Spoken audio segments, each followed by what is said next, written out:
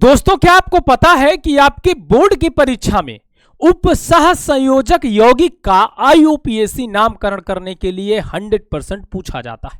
आप में से बहुत से साथी होंगे जिन्होंने मॉडल पेपर देखे होंगे और मॉडल पेपर में इस प्रकार के क्वेश्चन आपको देखने के लिए मिलेंगे जिसमें उप सह संयोजक यौगिक के आईयूपीएसी नामकरण करने के लिए कहा जाता है। तो आइए इस छोटे से वीडियो के माध्यम से हम आपको सिखाने का प्रयास करते हैं कि आईयूपीएसी नामकरण आप कैसे करेंगे। उससे पहले आप कमेंट बॉक्स में यह बता दीजिए कि क्या आपने पहले कभी आईयूपीएसी नामकरण किया है उप सह संयोजक यौगिक का, या फिर आज आप पहली बार सीखने आ रहे हैं। इसका नामकरण करने से पहले आपको एक बात आनी चाहिए, यानी कि ऑक्सीकरण संख्या केंद्रीय धातु परमाणु की निकालनी आनी चाहिए। अगर नहीं आती है तो वीडियो सेशन में जाके देख लीजिएगा, मैंने पहले से ही बता रखा है। तो आइए शुरू करते हैं।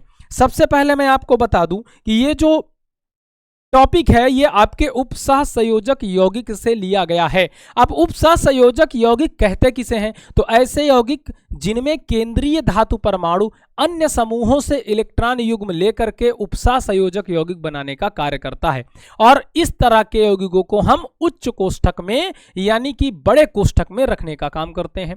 जैसे सर आप बता दीजिए, तो आइए शुरू करते हैं। जैसे मान लो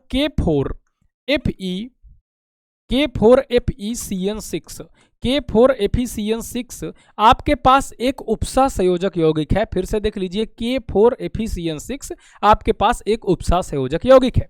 अब इस उप सह संयोजक यौगिक में आपको पहले मैं बता देता हूं कि कौन क्या होता है।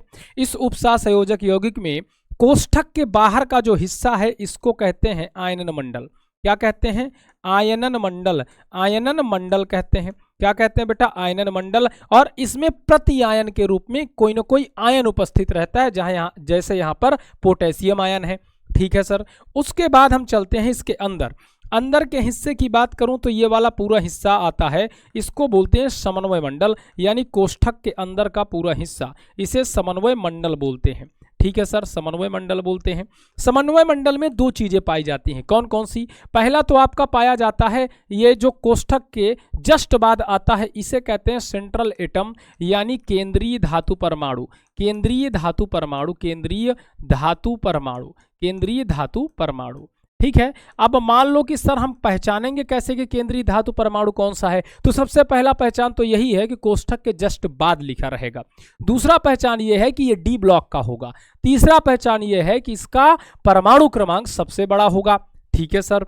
उसके बाद केंद्रीय धातु परमाणु के बाद जो कुछ भी आपको कोष्ठक के अंदर देखने के लिए मिलता है, ये सारा का सारा यहां पर जो कुछ भी देखने के लिए मिलेगा इसको हम कहेंगे लीगेंड। क्या कहते हैं बाबू? लीगेंड कहते हैं। ठीक है साथियों, याद रखना, इसको हम क्या कहते हैं? लीगेंड कहते हैं। लीगेंड कोई जरूरी नहीं कि एक ही हो, आपको एक से अधिक प्रकार के लीगेंड मिल सकते हैं। लीगेंड अगर देखा जाए तो आवेश के आधार पर 3 प्रकार के होते हैं, धन आयनिक लीगेंड, ऋण आयनिक लीगेंड और उदासीन लीगेंड।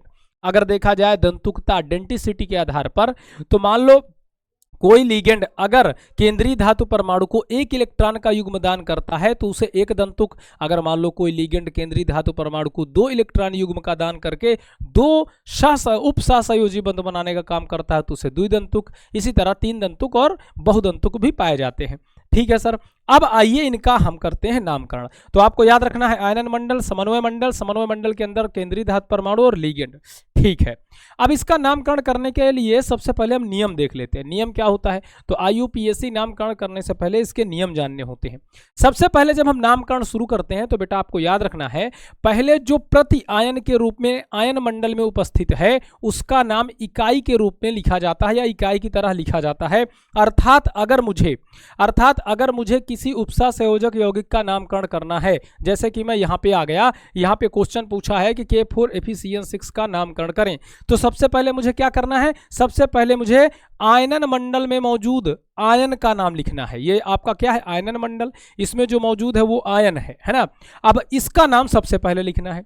अब बात यह है कि सर यहाँ पे पोटेशियम है जो आयन के रूप में है, यानी सबसे पहले हमें किसका नाम लिखना है? जो आयनन मंडल में होगा। अब यहाँ पे पोटेशियम है आयनन मंडल में, तो पोटेशियम के 4 परमाणु हैं। लेकिन याद रखना 4 परमाणु हो, चाहे 10 परमाणु हो, चाहे 20 परमाणु हो, चाहे हजारों परमाणु ही क्यों ना हो, हमें उसे एक परमाणु मान करके यानी इकाई मान करके उसका नाम लिखना है। तो सबसे पहले हम किसका नाम लिखेंगे? इसका नाम लिखेंगे पोटेशियम। भले ये 4 है तो क्या हुआ, हम इसे एक मानकर ही लिखेंगे। जैसे यहाँ पे हमने लिख दिया पोटेशियम। चलिए ठीक है सर, पोटेशियम हो गया। आप क्या करें, अब ध्यान से सुनो साथियों, यहां से आपके कम से कम 3 से 4 नंबर के क्वेश्चन आएंगे एग्जाम में, आप ये बात याद रखिएगा। ठीक है सर, अब आइए आगे चलते हैं। तो जैसे हो गया पोटेशियम, अब क्या करें, अब आयनन मंडल के बाद अब हम चलेंगे समन्वय मंडल के अंदर। कहां चलेंगे? समन्वय मंडल के अंदर चलेंगे। समन्वय मंडल के अंदर 2 चीजें हैं, एक तो आपका सेंट्रल एटम है, एक आपका लिगेंड है, मतलब कि 2 चीजें हैं। तो यहां पर क्या करते हैं, तो यहां पर जैसे ही समन्वय मंडल के अंदर अब आप जाएंगे तो सबसे पहले आपको नाम लिखना है लिगेंड का। किसका नाम लिखना है? यहां पे मैंने नियम लिख दिया, इस नियम को आप देखते रहें। सबसे पहले लिगेंड का नाम लिखना है। किसका? तो समन्वय मंडल के अंदर पहले हमेशा लिगेंड के नाम आएंगे। अब मान लो लिगेंड यहां पर कौन है, जैसे यहां पे देखो, तो अगर ये हमारा केंद्रीय धातु परमाणु हो गया तो ये हमारा लिगेंड हो गया। अब बात ये है कि लिगेंड जो भी होगा उसका नाम कैसे करेंगे। मान लो कि अगर एक से अधिक लिगेंड है, अब भाई यहाँ पे सिर्फ CN दिख रहा है लेकिन एक से अधिक भी लिगेंड हो सकते हैं, तो अगर एक से अधिक लिगेंड लगे हों तो अल्फाबेट के अनुसार उनका नाम लिखते हैं, उसके बाद केंद्रीय परमाणु का नाम लिखते हैं। तो सबसे पहले लिगेंड का नाम लिखिए। चलिए यहाँ पर एक ही लिगेंड है, CN है, लेकिन CN के 6 परमाणु हैं। जब एक ही प्रकार का लिगेंड एक से अधिक हो, जैसे यहां पर लिगेंड कौन है? CN। यहां पर CN को साइनिडो कहा जाता है। क्या कहा जाता है? साइनिडो। तो बात यह कि जो साइनिडो यहां पर कितना है? 6 है, 6 साइनिडो है। अगर संख्या इसकी 6 है तो भैया एक से अधिक लिगेंड है ना, अगर एक ही प्रकार का लिगेंड एक से अधिक हो तो 2 के लिए डाई, 3 के लिए ट्राई, 4 के लिए टेट्रा, 5 के लिए पेंटा और 6 के लिए हेक्सा लिख देते हैं। तो बेटा अगर यहाँ पे ये 6 है तो लिखेंगे हेक्सा।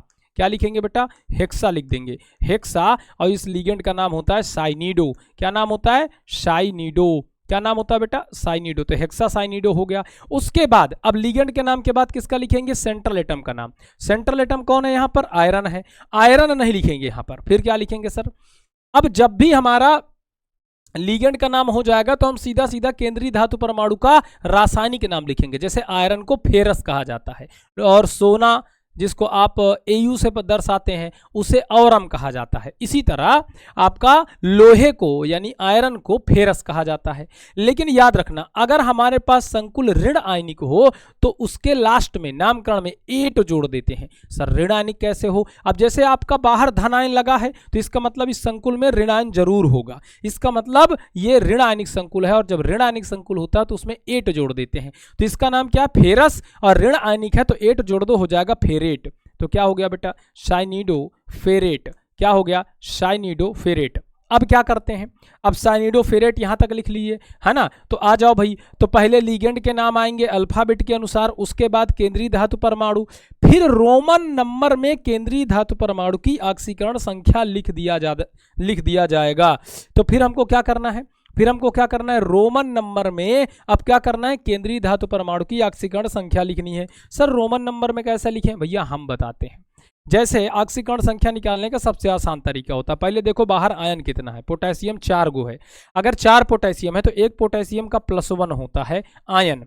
अब कितना है? 4 है तो गुणा 4 कर लो। उसके बाद क्या करना है? आपको प्लस लगाना है। आयरन का X मान लो प्लस, जिसका निकालना होता है उसकी X ऑक्सीकरण संख्या मान के चलते हैं। CN आपका ऋण आयनिक लिगेंड है और एक CN पर -1 चार्ज होता है।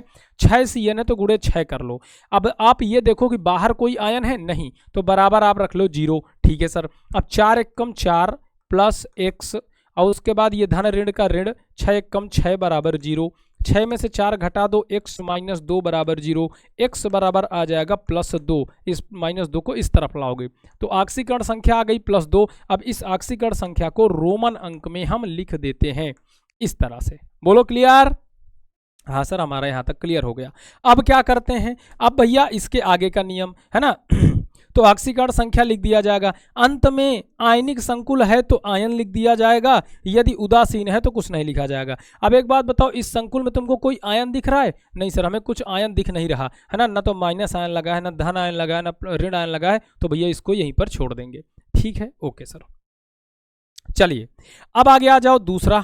अब दूसरे की बात करते हैं, अब ये वाला, अब इसका भी नामकरण करो। सबसे पहले किसका नामकरण करते हैं, तो सर आयनन मंडल का। लेकिन अगर आयनन मंडल में कोई ना हो तो क्या करेंगे, अब भैया जब है ही नहीं है तो इसको छोड़ दो, क्योंकि यहाँ पे कुछ है ही नहीं तो छोड़ दो उसे। फिर डायरेक्ट किसका लिखोगे, लिगेंड का। कितना लिगेंड है, 6, तो भैया हेक्सा, 6 के लिए क्या लिखोगे, हेक्सा।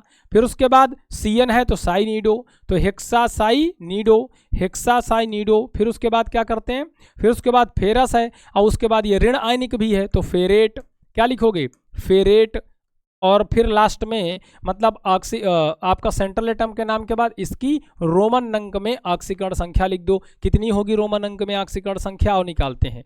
आयरन की X मान लो, प्लस CN कितना है, 1 CN की -1, 6 CN है तो 6 से गुणा कर दो, बराबर बाहर कितना आयन रखा है, -4, तो इसको -4 रख लो। तो X - 6 बराबर -4, इस -6 को उस तरफ ले जाओ, तो X बराबर -4 और +6, 6 में से 4 घटा दोगे, X बराबर बड़े के साथ चिन्ह प्लस का है तो प्लस का आ जाएगा, यानी +2 आ गई। तो यहाँ पर क्या हो जाएगी, +2। उसके बाद इस संकुल में आपको आयन दिख रहा है ना, तो आप यहाँ पे लिख दो आयन, क्या लिख दो, आयन। ठीक है, ओके, तो इसका भी नामकरण हो गया।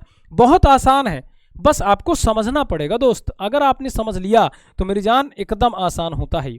आगे आ जाओ, अब इसका नामकरण करते हैं। सबसे पहले किसका नाम लिखेंगे गुरुजी, आयनन मंडल में उपस्थित आयन का, पर आयन मंडल में तो कोई है ही नहीं। अगर आयनन मंडल में कोई नहीं है तो सीधा समन्वय मंडल में आ जाओ। सबसे पहले लिगेंड का लिखो, कितना लिगेंड है, 4 लिगेंड है। 4 है तो भैया 4 के लिए क्या लिखोगे, टेट्रा।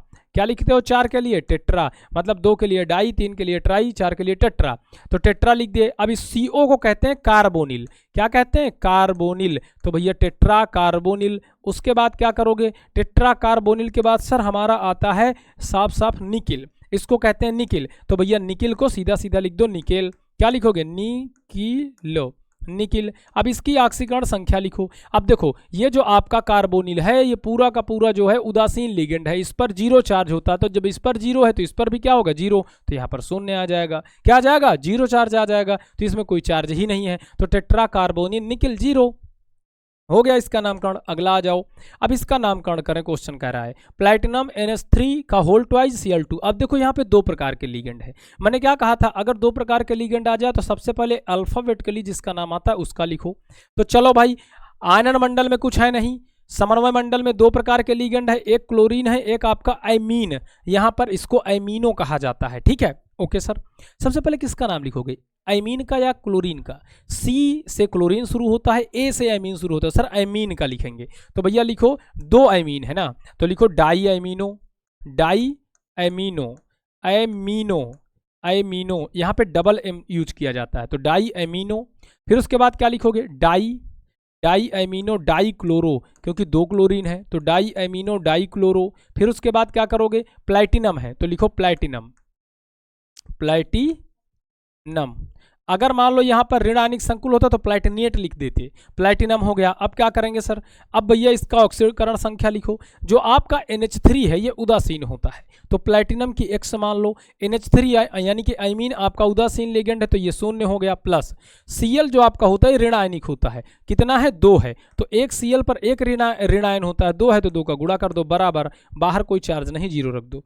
तो X 0 का 0 है तो X प्लस माइनस माइनस हो गया, 2 1 कम 2 हो गया, बराबर 0, यानी X बराबर आ गया +2। इस 2 को जब इधर लाओगे तो भैया कितना आ गया, 2 आ गया, तो यहाँ पे आपको 2 रख देना है रोमन अंक में। इसकी ऑक्सीकरण संख्या 2 आ गई। बताओ क्लियर, जल्दी से कमेंट बॉक्स में बता दो बेटा, क्लियर हो गया क्या। ऐसे ही सारे छोटे छोटे छोटे छोटे करके सारे टॉपिक आपको एग्जाम तक में सिखा दूंगा, बिल्कुल भी घबराने की आवश्यकता नहीं है, सारे टॉपिक सिखा दूंगा। आप बस मुझ पे यकीन रखो, अपने बाबा पे यकीन रखो, अपने बाबा को प्यार दो, अपने